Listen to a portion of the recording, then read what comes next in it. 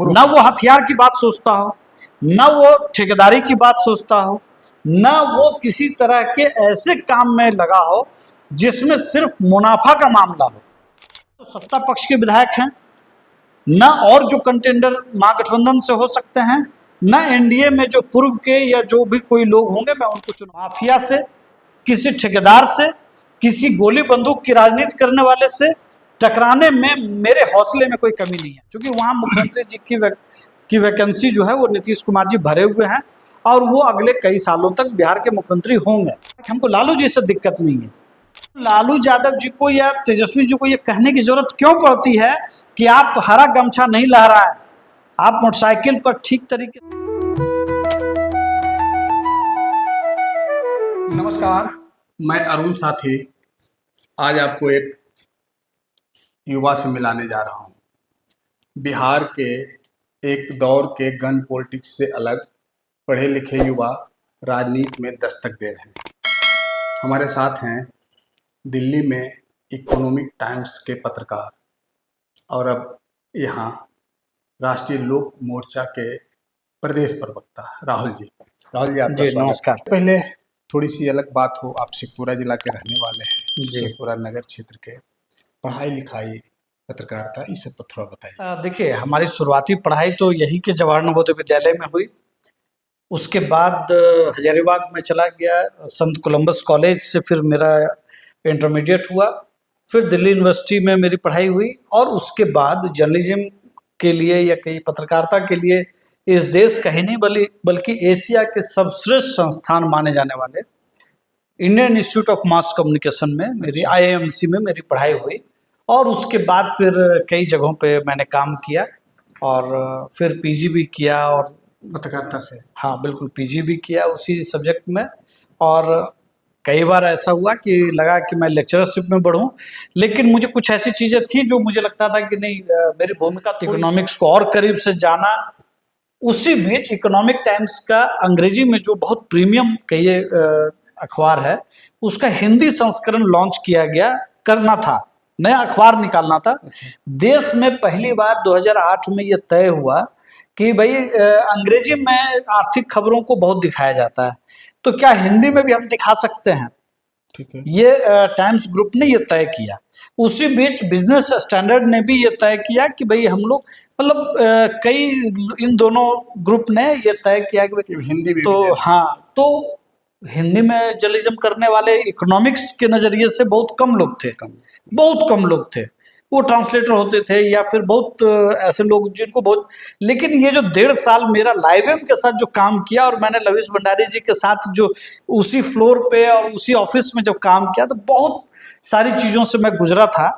तो मुझे याद है, अभी न्यूज़ 18 के ग्रुप एडिटर हैं अभी राहुल जोशी जी, उस समय इकोनॉमिक टाइम्स के ग्रुप एडिटर होते थे और उन्होंने मेरा इंटरव्यू किया। उन्होंने पहले रिटन टेस्ट हुआ थोड़ा बहुत, उसके बाद इंटरव्यू, एक्सटेंसिव इंटरव्यू हुआ और देश भर के जर्नलिस्टों ने उसमें अप्लाई किया था। मुझे खुशी है कि मेरा उसमें सिलेक्शन हुआ। कदम रखे तो इसको एक दौर था जब राजनीति को बाहुबलियों का, गनमैन का, दबंग का, रंगबाज का माना जाता था कि राजनीति में वही आएंगे। सब कहा जाता है कि राजनीति अच्छे लोगों के लिए नहीं है, तो ये अलग तरह का ऐसी धारणा तो बनी हुई थी। अरुण जी, तो के बाद भी, तमाम बुरी स्थितियों के बाद भी मेरे पिता पिछले 60 साल से राजनीति कर रहे हैं। शेखपुरा की राजनीति में, मुंगेर पुराना जिला में पिछले 6 दशक से वो राजनीति कर रहे हैं। उन्होंने कभी भी क्राइम का वो नहीं लिया। अब वो अभी तब जब शेखपुरा क्राइम में चरम पर था, तो एक व्यक्ति आप याद करिए, जो व्यक्ति उस क्राइम से लड़ रहा था सीधे तौर पर, उस व्यक्ति का नाम था, और बिना हथियार के, वो व्यक्ति का नाम था जितेंद्र नाथ। जब हुसैनाबाद में दंगा हुआ या दूसरी जगहों पर भी कम्युनल टेंशन हुआ, मणिपुर नरसंहार, कई तरह की चीजें हुई, तब सबसे पहला व्यक्ति अगर कोई लड़ रहा था तो उस व्यक्ति का नाम जितेंद्र नाथ था। तो मुझे ये पता था कि तमाम क्राइम के बाद भी एक स्पेस है जो लोगों के बीच काम कर सकता है। हाँ, चुनौतियां थी, आप आज भी मैं बहुत तरह की चुनौतियां महसूस करता हूँ।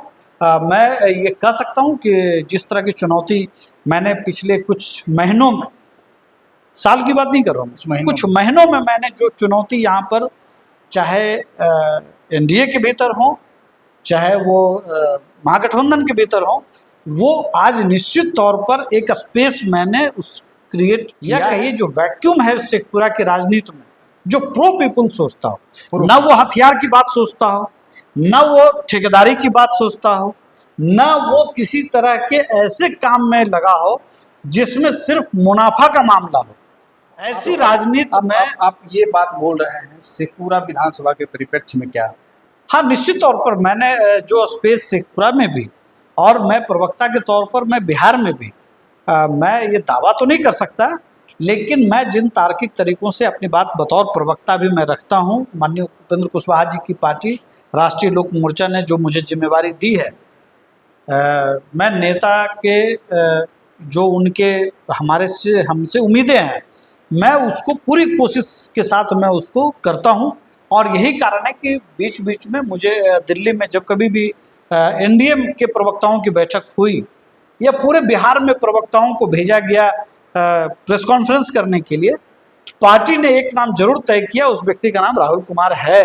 और वो राज्य के स्तर पे, तो मैं जिला के स्तर पर भी मैं ये बात कह सकता हूँ कि आज मैंने अपने साथियों की मदद से शेखपुरा के अंदर राजनीति के एक वैक्यूम को मैंने भरने की कोशिश की है।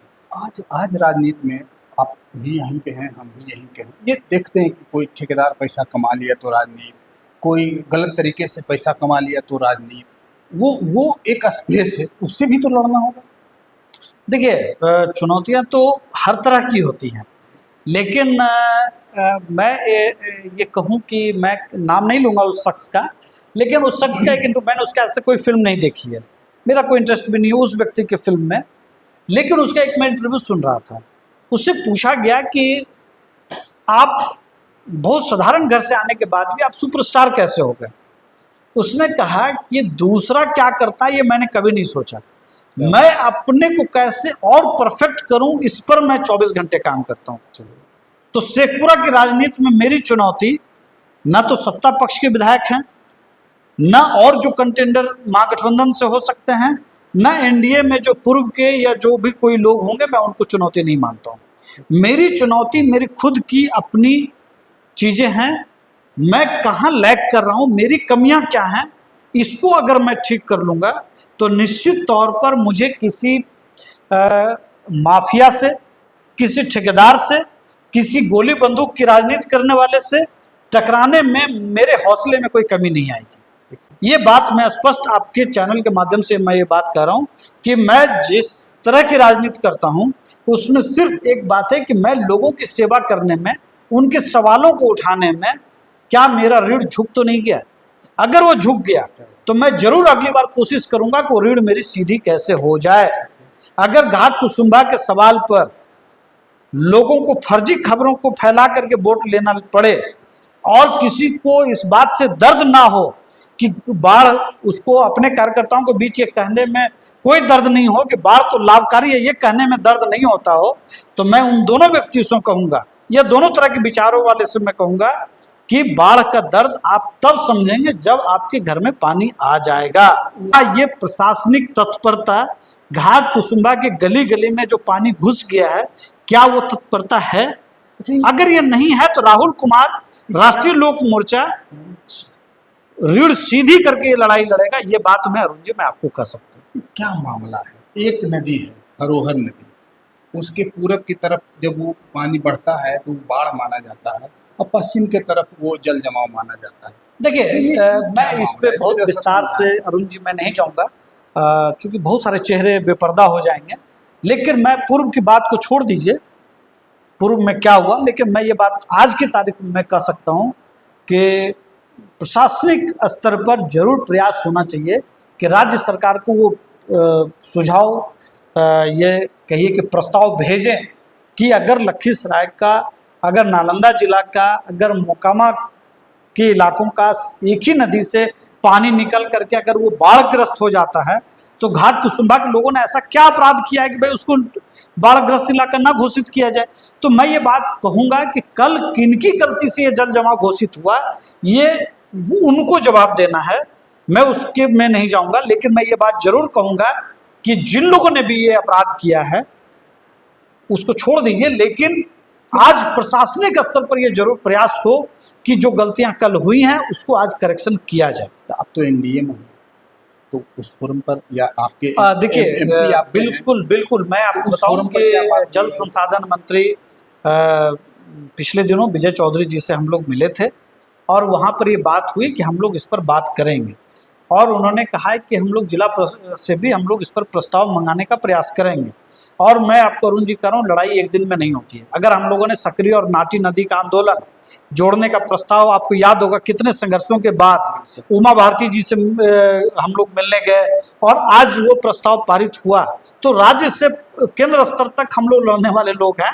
ये प्रस्ताव आज नहीं तो कल माना जाएगा, और सत्ता में हम हों या ना हो ये सवाल नहीं होगा। सवाल ये होगा कि घाट कुसुम्भा का जो सवाल है वो सवाल उसको पूरा किया जाएगा।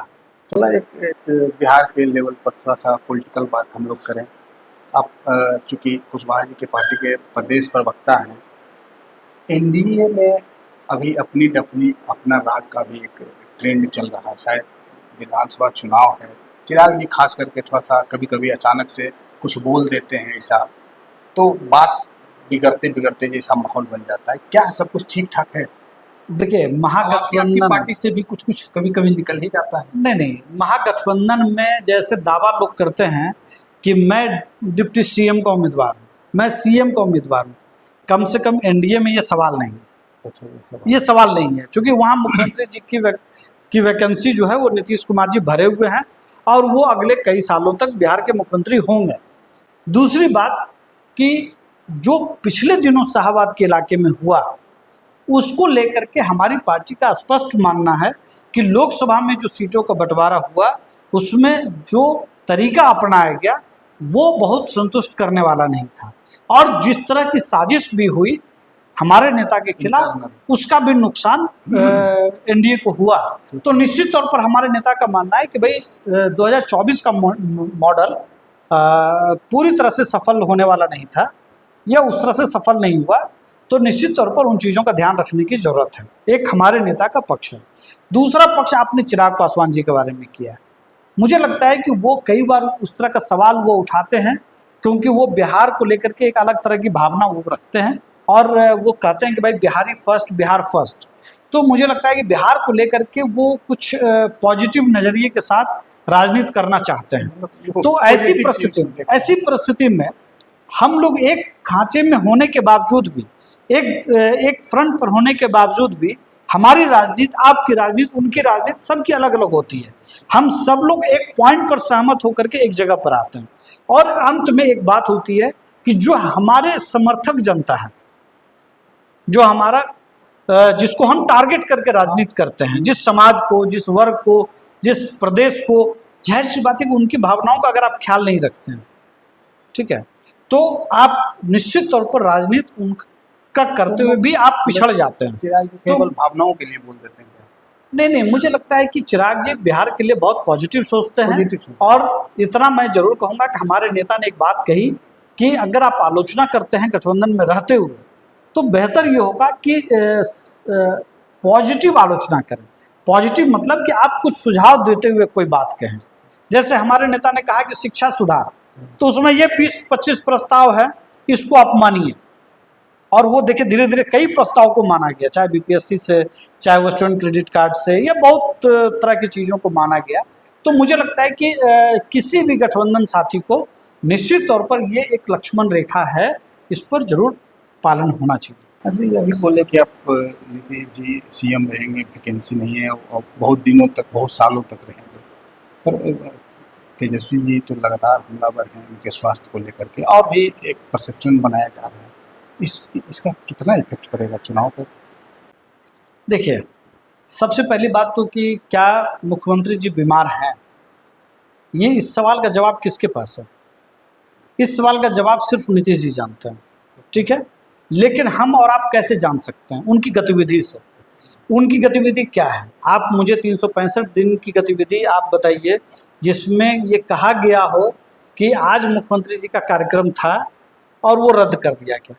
पूरे साल में मैं 2 या 3 कार्यक्रम का मैं जिक्र कर सकता हूं जिसमें उनका कार्यक्रम था और रद्द कर दिया गया।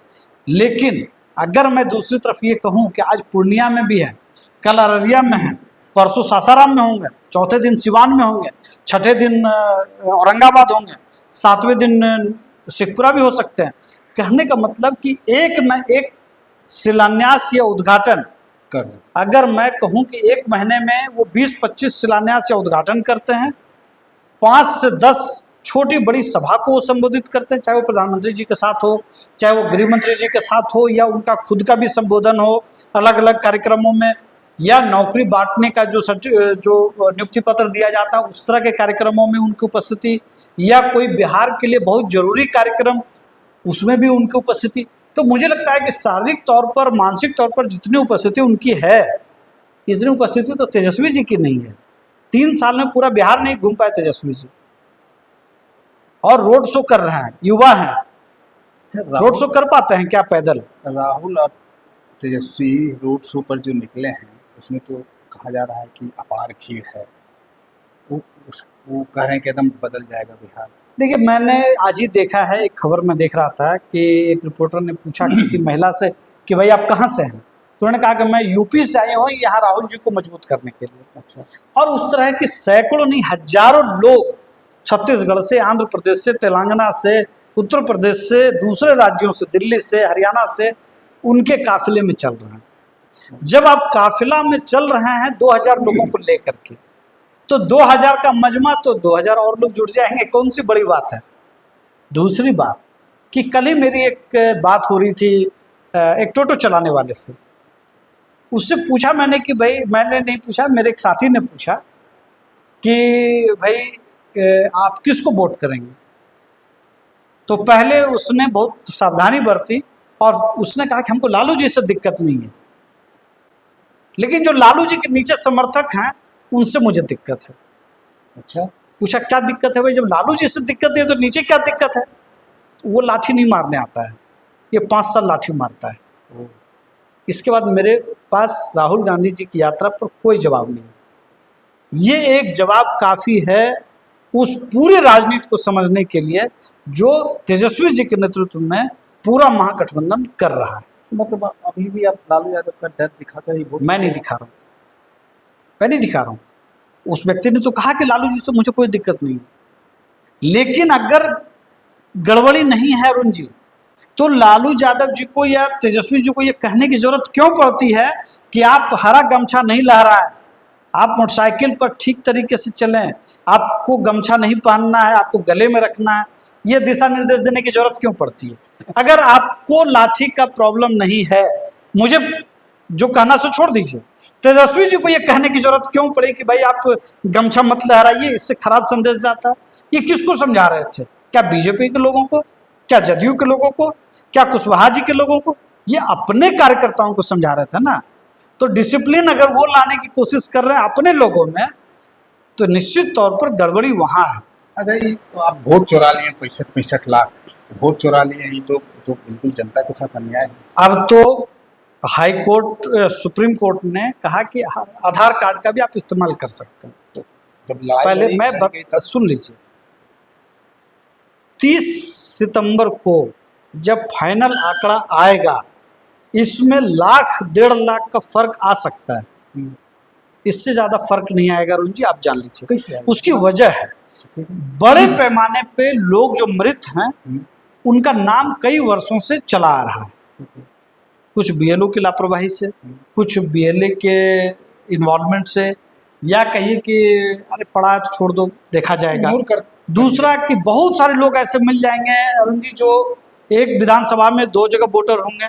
अगर वो चला गया पटना तो पटना में भी वोट बन गया, दिल्ली चला गया तो वहां भी वो वोटर बन गया, 4-4 जगह, 3-3 जगह, 2-2 जगह बहुत सारे वोटर्स बिहार के अंदर। ये एक तरह का कल्चर भी है कि हम यहाँ भी वोट डाल देंगे, हम 4 घंटे के बाद वहां भी डाल देंगे, या एक दिन आज इस लोकसभा में डाल रहे हैं तो अगली बार पता चलता है कि अगले चरण में मेरा दूसरे जगह पर भी नाम है, वहां भी हम डाल रहे हैं। तो कुछ वैसे लोगों का भी नाम कटा है। तीसरा, बिहार से बहुत सारे ऐसे लोग हैं जो नौकरी के सिलसिले में, चुनाव आयोग कह भी रहा है, लेकिन वोट चुरा लिए तो सदन से लेकर सड़क पर समूचा आंदोलन तो हो रहा है, लोग तो कह रहे हैं कि वोट चोर है। 3 घटना मैं बता सकता हूँ, रंजू देवी सासाराम में, जिसको राहुल गांधी जी ने सामने रखा, अगले दिन आ गया कि भाई उनके पूरे परिवार का नाम है, क्यों गई वो राहुल गांधी के पास, तो उसने कहा कि भाई गांव के पंचायत के लोगों ने कहा कि भाई चलो तुम्हारा नाम नहीं है, तुम राहुल गांधी के पास ऐसे ऐसे बोलना। अच्छा। तो वो जा करके बोल दी। बाद में उसने कहा कि भाई ऐसा कोई बात नहीं है। फिर नवादा में एक सुबोध कुमार है जो आरजेडी का बीएलए है, लेकिन उसने जानबूझ करके अपना नाम नहीं डलवाया है।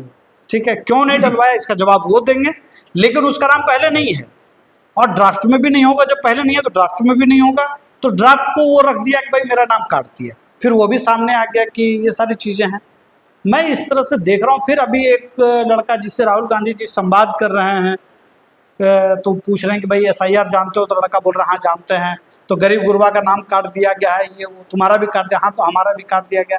फिर अगले दिन टीवी वाले ने पूछा उससे कि भाई देखिए आपका तो नाम है यहाँ पे, तो हाँ मुझे उस वक्त तक मैंने चेक नहीं किया था। तो इस तरह के फैक्ट्स और फिगर्स के साथ राहुल गांधी जी पूरे बिहार में एक फर्जी माहौल बनाने की कोशिश कर रहे हैं, और बिल्कुल, और ये सफल नहीं होगा। तो लगता है माहौल बना दिए क्या?